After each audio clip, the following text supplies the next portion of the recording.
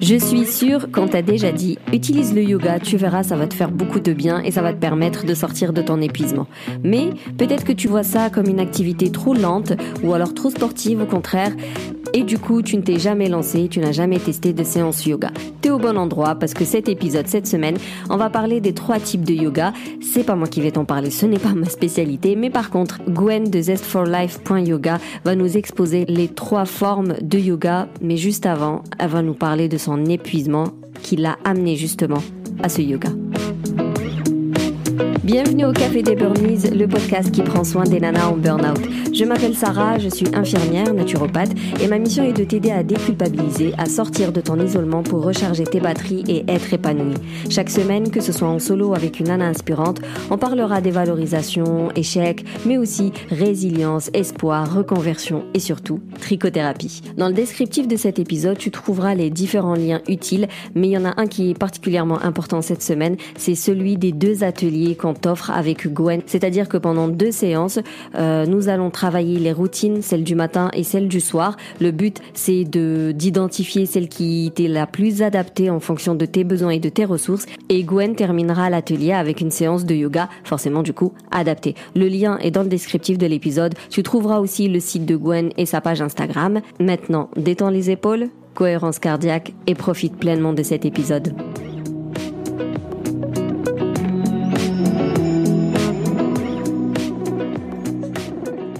Alors moi c'est Gwen, j'ai 33 ans, je travaillais en équipe et j'ai commencé à avoir des soucis dans mon équipe en 2015 et ça a duré jusqu'en 2019. Et ces soucis, ces problèmes dans l'équipe ont amené un impact sur ma vie, sur mon bien-être et forcément sur mon quotidien. J'ai vécu pendant ces 4 dernières années du harcèlement de la part d'une personne en particulier dans cette équipe. Et ça a créé un niveau d'anxiété et un niveau d'angoisse sur moi qui a atteint des niveaux complètement ingérables. Tu étais soigneuse animalière dans un parc marin, ouais, dans un zoo, quoi. Ça a toujours été mon métier, ça a été mon boulot de rêve, ça a été mon métier, c'était toute ma vie. C'est vraiment, tu fais tout de A à Z, c'est-à-dire que tu t'assures qu'ils ont tout ce qu'ils ont besoin à manger, à boire. Tu enrichis leur environnement, c'est-à-dire que tu t'assures qu'ils aient assez de choses à faire pendant la journée, mentalement, physiquement. Et du coup, tu t'assures qu'ils vont bien aussi sur le cadre de la santé. Donc, ça reste quand même une relation d'aide. Donc, toi, en fait, pendant les 4 dernières années, tu as dit que tu as subi un harcèlement moral. Genre comme ça, du jour au lendemain, l'équipe avait changé. Qu'est-ce qui fait que... Oui, il y a eu un changement d'équipe. Cette personne-là qui me harcelait moralement, elle était toujours présente depuis mon arrivée. Mais il y a eu un gros changement d'équipe en 2015 et j'ai perdu beaucoup de gens avec qui j'étais amie dans l'équipe qui sont partis. Et c'est vraiment là où elle a eu un poids encore plus important sur moi. Et comment tu t'es rendu compte que c'était un harcèlement ? Parce que tu vois, beaucoup subissent de la manipulation et de l'harcèlement, mais pour elle, c'est normal. Tu vois, jamais elles se sont dit... Là, je suis harcelée au quotidien. Toi, qu'est-ce qui t'a mis la puce à l'oreille ? J'ai mis 4 ans. J'ai mis 4 ans à m'en rendre compte. Et ce qui m'a mis la puce à l'oreille, c'est que cette personne-là, elle est partie fin 2017. Et quand elle est partie, je me suis dit, ouf, ça va s'arrêter, je peux respirer. Et en fait, elle a tellement mis la graine dans d'autres personnes que j'ai d'autres personnes qui ont continué après elle. Et qui, à chaque fois qu'il y avait des nouvelles personnes dans l'équipe, ils posaient la graine et ils continuaient de la même façon. C'était devenu un truc normal, tu vois, de me faire vivre un enfer, c'était devenu normal et il fallait faire adhérer les nouveaux pour dire que Gwen, c'était la mauvaise personne dans l'équipe. Qui viennent d'arriver, ils appliquent le règlement tel qu'il est pour être eux-mêmes intégrés dans l'équipe. Exactement. Donc, ils reproduisaient le même... comportement, mais ils vont le faire pour se protéger eux, parce qu'ils restent persuadés que c'est la seule façon d'être intégré, aimé, apprécié, accueilli et non harcelé. C'est quand même fou de dire, c'est vraiment le règne animal. Genre, là, c'est exactement ça, c'est un comportement hyper animal. Quoi. Ce qui m'a le plus choqué et dérangé de l'impact du harcèlement dans ma vie, c'était ma difficulté à profiter de mes week-ends. En fait, j'arrivais jamais à décrocher. J'étais toujours dans l'anticipation et qu'est-ce qui va passer la semaine prochaine et qu'est-ce qui va se passer demain. J'étais dans un état d'anxiété qui était impressionnant. Et le pire dans tout ça, c'est que j'ai mis beaucoup de temps à me rendre compte que j'avais un état de stress aussi gros. quand je regarde en arrière maintenant, je me dis c'est justement ces petites routines que j'ai mis à droite et à gauche qui m'ont fait tenir aussi longtemps, je pense. En plus de j'ai une capacité de résilience qui est assez impressionnante quand je fais des retours en arrière sur ce qui s'est passé. Mais du coup, toutes ces petites routines que j'ai mis en place, ça m'a fait tenir 4 ans sans me rendre compte à quel point ça avait un impact sur ma vie. C'est-à-dire que ça m'a fait tenir tellement que c'est lorsque j'ai été mise à pied et licenciée que j'ai commencé à bien dormir. Et c'est là où je me suis rendu compte, mais en fait, c'est possible de bien dormir. Et que c'était l'anxiété au quotidien du harcèlement qui m'empêchait de dormir correctement. Pour rappel, quand on est anxieux, stressé, voilà, en panique, on sécrète énormément de cortisol. Et c'est lui, en fait, qui t'empêche. Il te met en alerte, il te met en mode hypervigilance. Et donc, c'est lui qui t'empêche de dormir. Parce que dans Exactement. sa tête, s'il y a autant de... Enfin, dans sa tête. Le cerveau, il se dit, si j'ai autant de cortisol dans le sang, c'est que je suis en danger. Donc, je dois rester éveillée. Je dois guetter le moindre mouvement pour fuir si je dois fuir et compagnie. Et donc, tu ne dors pas correctement. C'est pour ça qu'on parle de cercle vicieux. C'est que tu ne dors pas correctement, ça augmente le cortisol.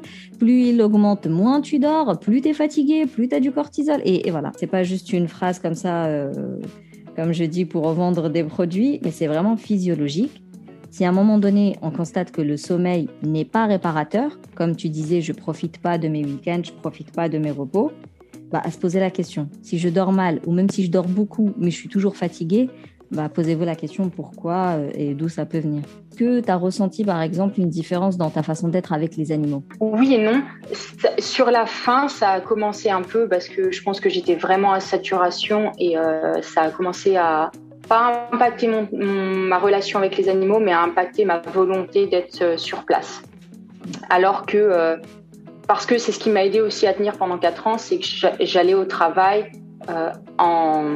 pour aller voir ces animaux. J'avais cette relation avec les animaux et cette relation est ce que les animaux me donnaient.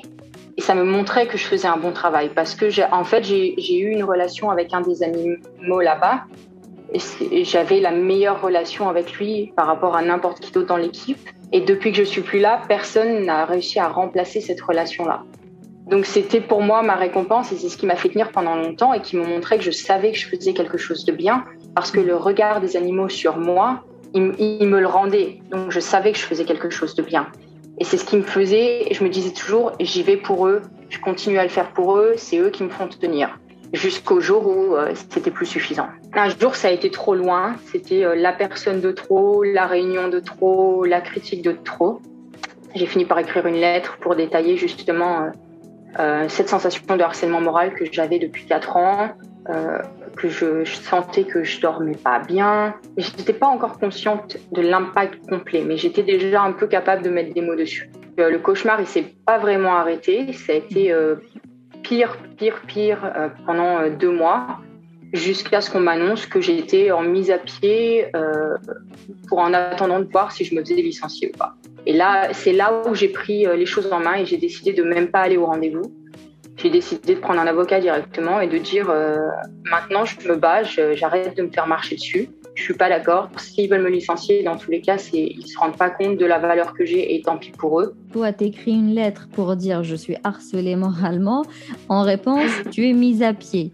Comment ça peut être fait par des ressources humaines ? C'est affolant. Et du coup, c'est malheureusement un gros problème en France. C'est très très fréquent que quelqu'un qui se plaint de harcèlement moral finit par un licenciement. Parce que dans une entreprise, on n'aime pas avoir les problèmes et c'est plus facile quand il y a un problème qui est soulevé, c'est plus facile de virer la personne qui soulève le problème plutôt que d'essayer de régler le problème. Et du coup, depuis, qu'est-ce que tu as mis en place pour... Parce que franchement, c'est vraiment costaud. Je ne sais pas si tu te rends compte, mais déjà que être harcelé au quotidien pendant 9 ans, c'est pas facile, quoi. Et le vivre consciemment pendant 4 ans, c'est énorme. Mais en plus, vraiment, à la fin, on te licencie. Donc là, c'est achever les gens, c'est criminel pour moi. C'est vraiment costaud. Du coup, qu'est-ce que tu as fait tu sais, ne serait-ce que pour te revaloriser, pour avoir confiance en l'avenir, en l'humain. Qu'est-ce qui t'a permis de pas pas passer dans le côté obscur de la force, tu vois, de ne pas déprimer sévère. La première chose qui m'a aidée, c'était de prendre les choses en main, de me dire, donc c'est moi qui prends en charge la décision de ne pas aller au rendez-vous et de dire, je sais qu'ils vont me licencier, mais je prends les choses en main, je prends un avocat et je ne me laisse pas faire. C'était la première étape qui m'a fait me relever assez rapidement. Et ensuite, ça a été, qu'est-ce que je vais faire qui va me donner autant de bonheur que ce que j'avais, malgré les problèmes de harcèlement. Et qu'est-ce que je vais faire qui va pouvoir continuer à aider les autres? Comment je vais utiliser ce que j'ai découvert? Et c'était des choses que j'ai déjà un petit peu mis en place avant. Donc en 2017, quand j'ai commencé à pratiquer le yoga, j'ai vraiment commencé à mettre en place une routine le matin pour prendre soin de moi, pour commencer la journée correctement, pour me dire, ça c'est mes 30 minutes, mon heure à moi, avant de m'inquiéter pour la journée, avant que mon angoisse elle monte, avant d'avoir ma boule au ventre en conduisant au travail, je pense à moi et je laisse tout le reste de côté. C'est quelque chose qui m'a beaucoup aidée. Ça n'a pas été suffisant forcément sur la suite. Et ensuite, pour me relever, le yoga avait pris une telle place dans ma vie que j'ai décidé, je vais faire une formation, je vais devenir professeur de yoga. Pendant la formation, j'ai vraiment adoré le côté, comment le yoga aide sur le plan physique et mental. C'est pas juste dérouler son tapis et pratiquer des postures. Là, j'ai compris à quel point on peut utiliser le yoga comme la façon dont je l'ai utilisé sans le savoir en fait. Quand j'ai commencé à pratiquer en 2017, je l'ai utilisé pour moi, pour me faire du bien, sans savoir tous les côtés scientifiques derrière. Ça m'a aidé à ne pas m'effondrer complètement, ça m'a aidé à parler, ça m'a aidé à avoir une voix et à me dire non, je peux me battre pour moi-même et pas justement me laisser abattre et partir dans une dépression comme ça aurait pu être le cas, bien sûr. Ça a vraiment nourri ta résilience au quotidien. Donc, tu dis que tu étais déjà résiliente, mais en gros, ça a permis de la consolider et de ne pas... Parce qu'elle aurait... Tu sais, on peut être genre résilient et puis les événements de la vie, parce qu'on s'oublie, parce qu'on se néglige, tout ça, elle baisse cette résilience-là. C'est vraiment quelque chose qu'on doit entretenir dans le temps. Donc, j'imagine qu'avec tes routines yoga et tout le développement personnel que tu as fait autour, ça a permis de nourrir ta résilience au quotidien et de donner cette force-là, cette volonté d'aller quand même au boulot, malgré le harcèlement, d'attaquer ton boulot avec un avocat, de ne pas te laisser faire et compagnie, quoi. Les routines self-care, c'est vraiment quelque chose qui va nourrir au quotidien cette fameuse résilience qui va nous permettre de mieux faire face aux épreuves de la vie. Et là, pour le coup, pour les filles qui nous écoutent, mieux faire face à l'épuisement et mieux rebondir tout simplement. Et du coup, aujourd'hui, je voulais parler du yoga. Présente-nous un peu les différents types de yoga et quelle est la spécificité de chaque, ou alors quel est le bienfait pour qu'on puisse savoir à quel moment on pourrait l'utiliser, comment bien l'exploiter, tu vois. Alors, on va d'abord, je vais dire quelque chose qui est hyper important, c'est que je considère, et beaucoup de gens considèrent la même chose, il y a autant de types de yoga qu'il y a de professeurs de yoga, parce que forcément, c'est quelque chose que tu enseignes avec ta formation. Toutes les formations sont différentes, donc forcément, chacun trouve son style. Et du coup, chacun trouve aussi les élèves qui veulent apprendre le yoga et suivre le yoga qui correspondent à leur style. Donc, il y a un style de yoga pour tout le monde et un prof de yoga pour chaque élève qui veut faire du yoga. Donc, on va quand même différencier 3 styles particuliers qui sont en plus les 3 les plus connus au jour d'aujourd'hui. Et on a, comme tu as dit, le Vinyasa, qui est un yoga relativement dynamique, le Yin Yoga, qui est un yoga beaucoup plus calme, et le Hatha Yoga, qui va être un yoga dynamique, un peu entre les deux, on va dire. Et pour vraiment les différencier, j'aime bien parler un petit peu plus science, pour expliquer vraiment comment on peut utiliser ces différents yogas suivant nos besoins et suivant le moment de la journée, suivant notre énergie dans la journée ou dans la semaine. Et pour parler de ça, on va parler des systèmes nerveux, donc la tour de contrôle de notre corps, notre cerveau. On a différents systèmes nerveux suivant si on a des actions qui sont volontaires ou involontaires. Et ici, on veut parler du système nerveux qui s'occupe des actions involontaires, c'est-à-dire des choses qui se passent dans notre corps ou dans notre esprit en réponse à des stimulus de l'environnement. Alors, pour vous donner un exemple simple, quelque chose d'involontaire, c'est par exemple quand on cligne des yeux. Donc, le système nerveux sympathique, ça va être le système nerveux que je vais appeler le système de stress. Et c'est ce système-là qui est en protection de l'organisme. C'est la protection qui se met en place face à un danger. Exemple simple, vous traversez la rue, vous regardez à gauche, à droite, vous êtes tranquille, il n'y a rien qui arrive, vous traversez la rue, il y a une voiture qui déboule et votre corps, sans même que vous preniez de décision, vous sautez sur le trottoir pour que la voiture ne vous touche pas. Et à l'opposé, on a le système nerveux parasympathique, et on va l'appeler celui-là le système nerveux repos. Et ce système, il prend en charge la détente et le bon fonctionnement de l'organisme. Quand on parle détente, en général, on pense juste à repos, s'allonger sur son canapé, s'allonger sur son lit. Et il y a un petit peu plus que ça. Dans ce système-là, on pense à la régénération de l'organisme. Qu'est-ce que l'organisme a besoin de faire pour être justement prêt quand on a besoin d'activer le système de stress? Et du coup, ici, on a la respiration calme, la digestion, un sommeil profond, on régénère notre corps, on prend le temps de se relâcher, comme ça le corps reprend de l'énergie, reprend des réserves et est prêt à pouvoir réagir si le système de stress se met en route.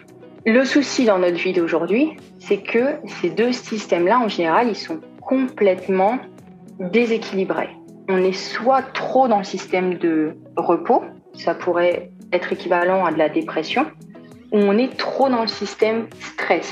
Ça va être quand on est en burn-out, en anxiété, on a des angoisses en permanence, on n'arrive pas à dormir. Et l'idée avec le yoga, peu importe quel type de yoga, ça va être de retrouver l'équilibre dont on a besoin entre ces deux systèmes. Le vinyasa, c'est un type de yoga où on est plutôt dynamique. Donc on bouge, on ne s'arrête pas. On va avoir la respiration qui augmente, le rythme cardiaque augmente, on fait travailler nos muscles. Si vous avez bien compris, on stimule notre système stress. Donc ce yoga-là, si on a déjà un système stress qui est hyper stimulé avec de l'anxiété dans la journée, ça va pas trop nous aider à nous calmer. Ça va nous aider à bouger notre corps, ce qui est toujours bien, mais c'est pas top pour vraiment rééquilibrer les deux systèmes. Dans l'yin yoga, on est à l'opposé. Ici, on stimule complètement notre système repos. On reste dans les pauses plusieurs minutes, on respire super calmement, on se calme, on se relaxe. On prend vraiment du temps pour soi. Donc ici, on stimule à fond notre système repos. Et le Hatha Yoga, on retrouve un équilibre entre les deux systèmes. C'est-à-dire qu'avec le Hatha Yoga, on apprend à notre corps comment passer d'un système à l'autre. Et c'est une des choses, de mon point de vue, qui est le plus important dans votre gestion de l'anxiété, dans votre gestion de vos angoisses, c'est d'apprendre à notre corps. Notre corps a perdu cet apprentissage de oui, je peux me mettre dans le système stress et une fois que le stress est passé, je dois sortir de ce système stress. Je ne vais pas rester dedans pendant 24 heures, 48 heures. Je peux en sortir. Une fois que je vois que le danger n'est plus là, je peux sortir et repasser dans le système repos. Donc avec le Hatha Yoga, on alterne. On fait des pauses qui nous amènent dans le système stress, qui stimulent notre corps et on se relaxe et on repasse dans le système repos. Et on alterne comme ça tout au long de la séquence pour retrouver un équilibre entre les deux et pour vraiment apprendre au corps, tu peux passer du stress, ça ne veut pas forcément dire qu'il y a un danger, ou peut-être le danger est passé, tu peux repasser dans ton système repos. Avec le Hatha Yoga, on travaille tout au long de la colonne vertébrale. Et ce mouvement de la colonne vertébrale, il nous permet d'activer tous ces nerfs qui entrent en jeu dans ces systèmes nerveux. Surtout que dans nos journées d'aujourd'hui, notre système stress, il se met en route pour 3 fois rien. Ça peut être des embouteillages, des klaxons. Ça peut être si on se met à courir, si on est pressé d'un seul coup, sortir de chez soi, parce qu'on a 5 minutes de retard, on attrape tout à la va-vite, on est pressé, boum, le système stress se met en route. Et le pire, surtout dans les situations d'anxiété, c'est que le système stress, il peut être activé par une situation mentale. C'est-à-dire que si on a des pensées négatives, si on anticipe déjà le début de la journée, si on se dit « Oh là là, je suis super anxieuse, ça va pas bien se passer, qu'est-ce qui va encore me tomber dessus aujourd'hui ?» Cette stimulation mentale stimule le système stress qui donne une réponse physique au système stress. Donc, augmentation de la respiration, augmentation du rythme cardiaque, on arrête de digérer correctement, on arrête de dormir correctement pour faire face à un danger. Sauf que ce danger, comme il arrive jamais, le cerveau ne peut jamais voir que le danger est passé et du coup, il a des difficultés à se dire « Ah, c'est bon, il n'y a plus de danger et je peux revenir maintenant dans mon système repos. » Tu as dit un truc très intéressant, c'est que quand tu vis une pensée, le cerveau, il croit que tu la vis pour de vrai. C'est-à-dire que, petite pensée à toutes celles qui cogitent beaucoup, quand tu te refais une scène 100 000 fois dans ta tête, à chaque fois, ton corps, il croit que tu es en train de la vivre pour de vrai. Donc, ce que tu as pu ressentir pour de vrai quand tu as vécu ta scène, tu lui fais subir tes émotions, tes tremblements, vraiment cette sensation d'angoisse, parce que lui, il croit que tu es en train de le vivre pour de vrai. Et plus tu répètes la scène, plus les émotions s'amplifient. Plus l'émotion s'amplifie, plus tu l'automatises. Et plus tu vas associer une personne, un lieu, à une émotion très négative et très ancrée, et en fait, plus tu auras beaucoup de mal à être sereine quand tu vas aller vers ce lieu ou vers cette personne.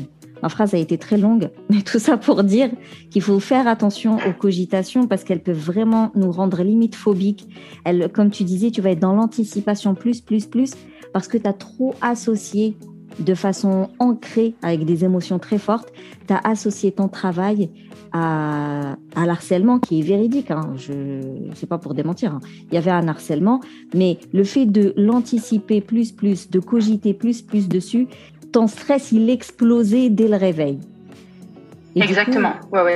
Tu nourris ton stress avec ces cogitations. C'est ce mauvais stress qui s'installe dans ton corps. Parce qu'il y a du bon stress. Quand tu as besoin d'éviter cette voiture, c'est un bon stress qui est nécessaire à ta survie.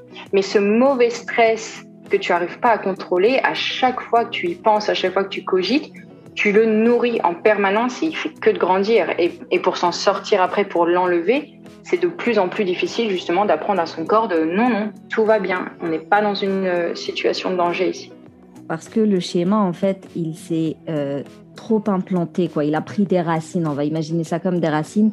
Plus tu cogites, plus la racine, elle s'agrandit, elle s'agrippe à d'autres arbres, à d'autres murs. Et ce qu'on oublie, c'est autant on peut ancrer du stress, autant on peut ancrer du bien-être. C'est physiologique. Nous avons la capacité de passer d'un état stress à un état repos. Le réflexe, il va toujours être là, mais le fait de sortir un peu de cette de la vie, un peu le quotidien trop automatique, que tous les gestes soient automatiques, que toutes les pensées soient automatiques. En fait, c'est de ça qu'il faut sortir. Il faut mettre un peu plus de pleine conscience, un peu plus de contrôle entre guillemets, même si le terme contrôle est à revoir. Mais quand tu sais qu'avec le yoga, par exemple, tu peux passer du stress au repos, eh bien, tu sais qu'il y a moyen d'associer certains endroits et certaines personnes à des sensations cool, quoi, bien. Mais pour ça, il va falloir revoir les schémas. Et j'imagine que le yoga, il peut aider à revoir les schémas, justement. Exactement. Justement, le yoga, il aide, alors en trouvant la bonne pratique qui convient à l'état du moment, le yoga aide vraiment il donne les outils au corps pour qu'on puisse savoir mieux comment passer de cet état de stress à cet état de repos. Après, c'est pas quelque chose qui arrive en 3 séances, même si on commence déjà à se sentir mieux dès la première séance. Mais c'est un apprentissage, comme tout, ça prend du temps. Mais le yoga aide, et surtout, si on cherche justement cette alternance, et si on cherche à savoir comment sortir de cet état de stress, le Hatha Yoga aide vraiment là-dessus. Il aide vraiment sur l'alternance de ces deux. Et tout ce que tu utilises aussi autour du yoga, comme tu parlais de la pleine conscience, être dans le moment présent, donc faire un peu de relaxation au début, à la fin, ça va commencer à t'aider à te rendre compte de tes pensées. Et là, tu as plusieurs outils. Ça veut dire que tu te rends compte de tes pensées, donc tu reviens dans le moment présent, tu ne te laisses pas partir dans tes pensées, dans ta cogitation.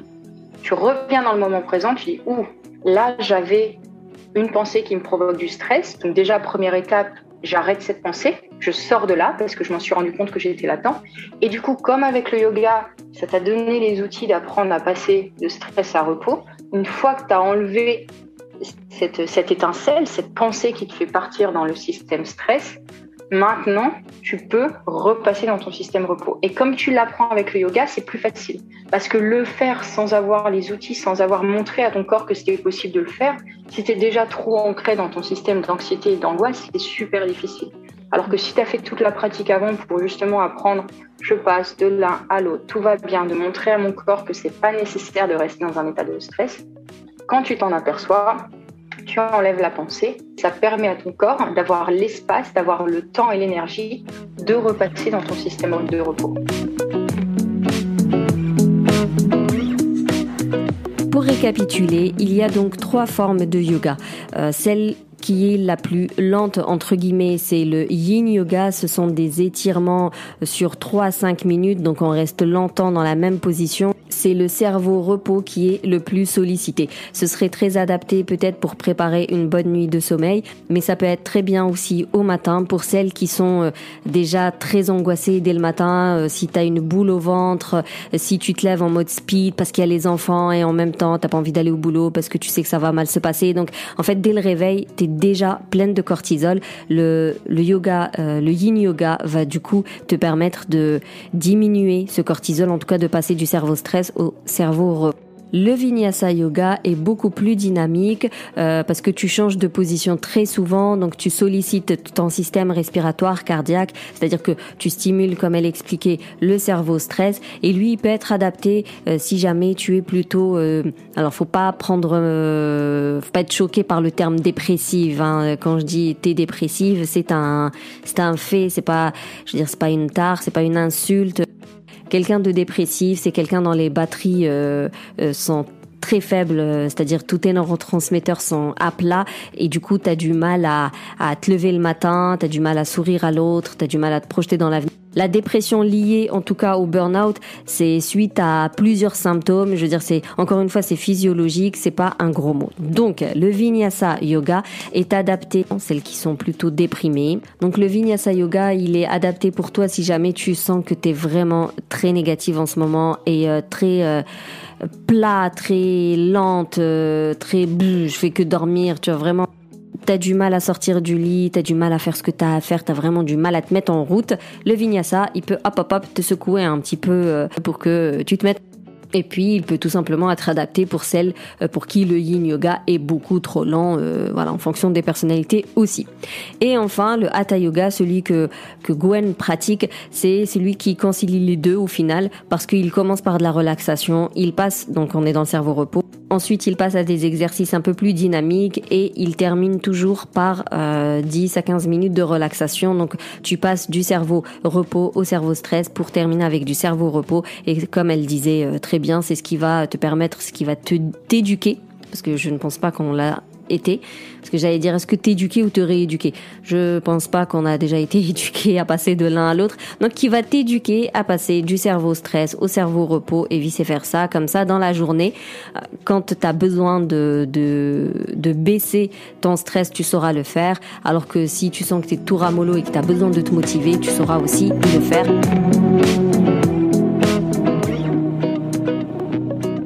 Tu as un conseil pour une nana qui nous écoute et donc qui est soit en burn-in, soit en burn-out, c'est-à-dire dans tous les cas, elle est fatiguée, dans tous les cas, elle n'apprécie pas des masses son travail parce que ça se passe pas forcément bien, ou alors ça se passe bien au boulot, mais à la maison avec les enfants, c'est beaucoup moins sympa. Donc, il y a quand même ce mal-être, il y a cette recherche d'aller mieux. En étant passée par là, mon conseil le plus important, ça va être justement cette routine du matin. C'est pas une routine qui a besoin de prendre du temps. 6 minutes, ça suffit, par exemple. 5-6 minutes, ça suffit. Et de prendre le temps pour soi le matin, ça va être le point de départ de toutes les actions de la suite. Parce qu'en prenant le temps pour soi, en réveillant son corps, en réveillant sa tête, on se sent mieux dans le corps, donc on se sent plus d'attaque pour démarrer la journée, peu importe à quel point elle va être difficile. Et on a surtout plus de clarté dans sa tête. Et quand on commence les journées avec plus de clarté, on va mieux se rendre compte de ce qui se passe autour. Ça prend du temps, mais au fur et à mesure, j'ai commencé à avoir l'esprit un peu plus clair pour non, ça j'accepte pas dans ma vie, oui, ça j'accepte dans ma vie. Ça a été un processus long, donc ça prend du temps, il faut être patient, mais on construit cette clarté, on construit cette résilience et ensuite, on peut se poser la question. Quelles sont les choses importantes pour moi dans ma vie? Et une fois qu'on les identifie, comment je peux nourrir ces choses importantes? Voilà. Je reviens quand même à dire que prendre soin de son bien-être t'amène à l'affirmation de soi au final et te donne cette force, force mentale ou juste cette volonté de ne plus te faire marcher sur les pieds, de ne plus être la serpillière de tout le monde et de ne plus te négliger pour les autres. Et ça commence par des petites choses. On n'a pas besoin d'ajouter 1h30 dans sa journée. Ça commence par 5-6 minutes.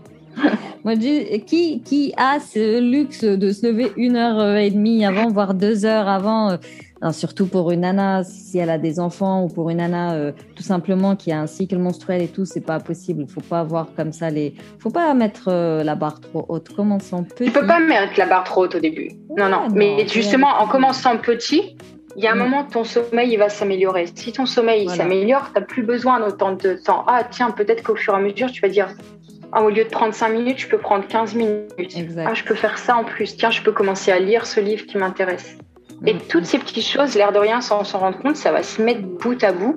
Et ça apporte de la joie au quotidien. Ça apporte de la fierté sur soi-même aussi. On se dit, je l'ai fait ce matin, je l'ai fait. Et après, c'est illimité.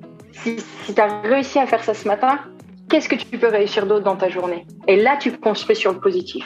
Exact. Non, franchement, c'est bien résumé. Merci beaucoup. Vraiment très enrichissant. Merci beaucoup pour toutes ces informations. Je suis sûre qu'elles sont très utiles et qu'elles seront très utiles pour toutes celles qui nous écoutent. Merci beaucoup. C'était un plaisir d'être là. C'était un plaisir de partager ça. Et si ça peut apporter rien qu'une toute petite pointe de positivité dans la vie de quelqu'un, j'aurais réussi ma mission.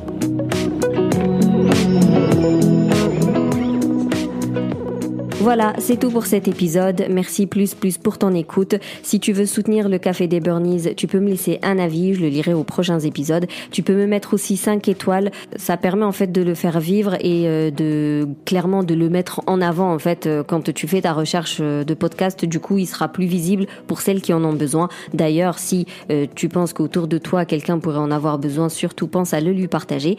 Et moi, ça me motive, ça m'encourage, ça me donne une raison en fait de continuer à le faire tout simplement. Comme je l'ai dit en début d'épisode, le 5 et le 10 décembre, nous animons 2 ateliers donc qui sont offerts, dans lesquels on va parler des routines self-care et où Gwen va nous faire des séances de yoga en fonction de si c'est la routine du matin ou la routine du soir, parce que bien évidemment, il y a plusieurs exercices en yoga et tout dépend de ce que tu veux avoir comme résultat. L'exercice ne sera pas le même. Sinon, on se capte sur Instagram, notamment en story où je raconte ma vie. Et d'ici là, je te dis, booste ton feeling.